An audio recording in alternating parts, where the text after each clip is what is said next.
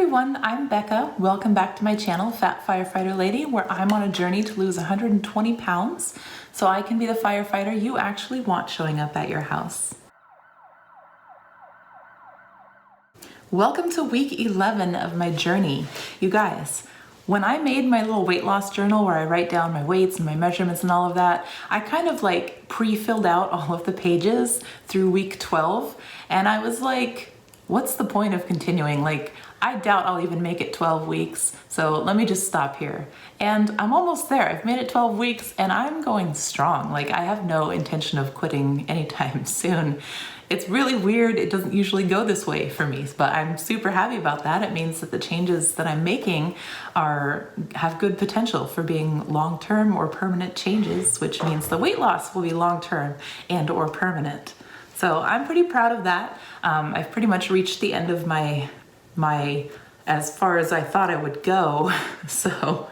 And this week, let's see, last week I weighed in at 307, but I had been fasting the day prior, so I didn't eat anything, and I was probably a little bit lighter than normal.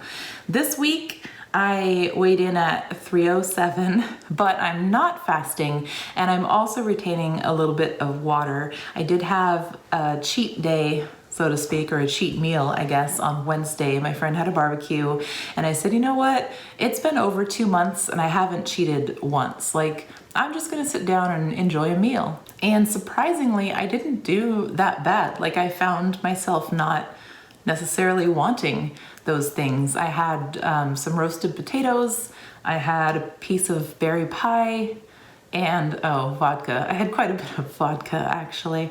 But other than that, it was still, you know, a good, wholesome, protein, fatty meal. So I think I did all right. I think I'm still retaining a little bit of water because I did have a lot of vodka. And that's kind of where I'm at right now. So I'm okay with no loss this week. At least it wasn't a gain.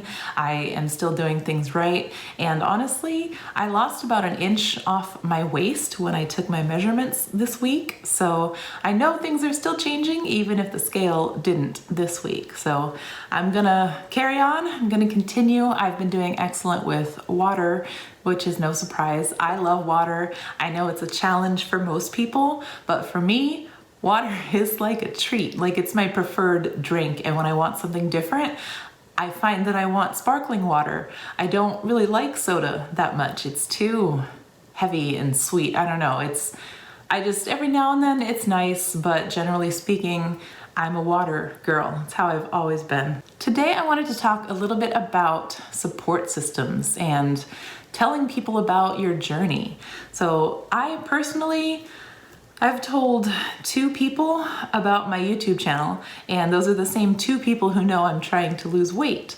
One of my other friends knows that I'm kind of avoiding carbs, but he hasn't really paid attention because he's a dude and they just don't notice. The reason I haven't told a lot of my friends and or family is because, I don't know, part of me doesn't want to open myself up to the risk of failure. You know, once you tell everyone in your life that you're losing weight, if you then fail or fall off the wagon or anything happens, I usually feel like I get the "I told you so," or "I told you were doing it wrong," you know, "I told you it wouldn't last." And I don't want to deal with that. I don't even want to open myself up to the opportunity to deal with that, because if I do have a setback and I fall off the horse a little bit, that's the last thing I need. I don't need like negative cheerleaders. That's not going to help me get back on the horse. So I don't know. I live my life kind of differently. I tend to expect the worst so that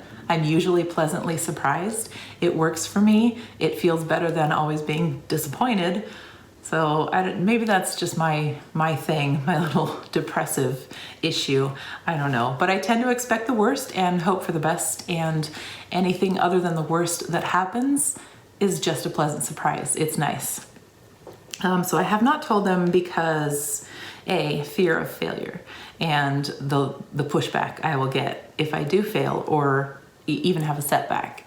Number 2, judgment. I am a firefighter. My friends are competitive. They're competitive, especially with physical things. I have another friend who's trying to lose weight, and I just don't want to make it a competition. I want this to be for me. I want to do it at my pace with no pressure, the way I want to do it. So I'm not trying to compete with anyone. I'm reasonably competitive myself, so I know that if I tell my firefighter friends especially, it's going to turn into a competition, and that's just going to be another reason to derail my journey, because then I'll be competing, and if I'm not doing as good as somebody else, you know, then it's an issue and setback, and I don't have the mental wherewithal to deal with that right now. Nobody has noticed so far, and that's okay. I don't really expect them to right now. I still wear the same size. I'm actually kind of between sizes, but my clothes now are loose on me, and these clothes used to be tight on me.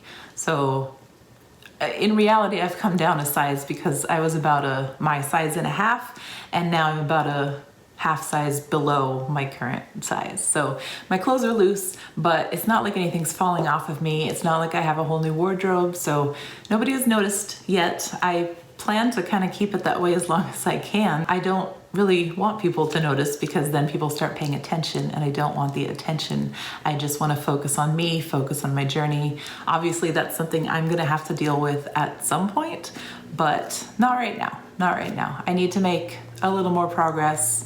I need to, you know, stay in my groove, and once I learn to stay in my groove, I can start dealing with more obstacles. I'm just trying to not set myself up to deal with hard things that I don't have to deal with. Kind of going along with the competitive thing is secret haters, or like frenemies, most people would call them.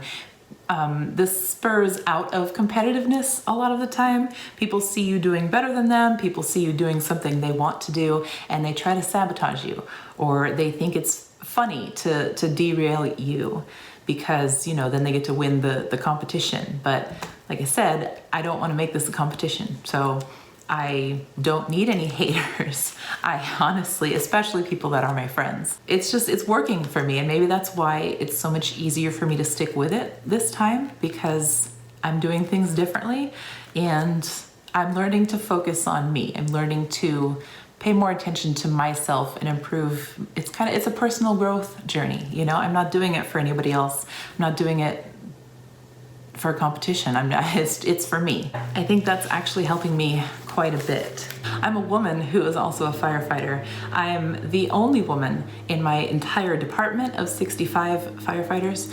So that should tell you a little something, or at least suggest to you what it's like for me to be there. There's a lot of really old school people who think women don't belong in fire service, who kind of want to see me fail. They don't want to see me do well. If that wasn't hard enough, I don't need them being part of my weight loss journey as well. I don't even want them to notice. I'm really trying to stay away from people like that. But yeah, it's hard to be me in the first place where I'm at in my life. So I don't need to add any extra challenges there. Let me know what you guys think. Have you told your friends and family? Have you told them about your YouTube channel? Have you told them about your diet and what you're doing? Why or why not? Comment down below, or, you know, make your own video about it. That would be cool too. I would watch it. So week 11, in summary, stayed the same, lost an inch in my waist. So doing pretty well. I'm doing good. I hope to continue on this pace, and I will see you guys next week. Bye.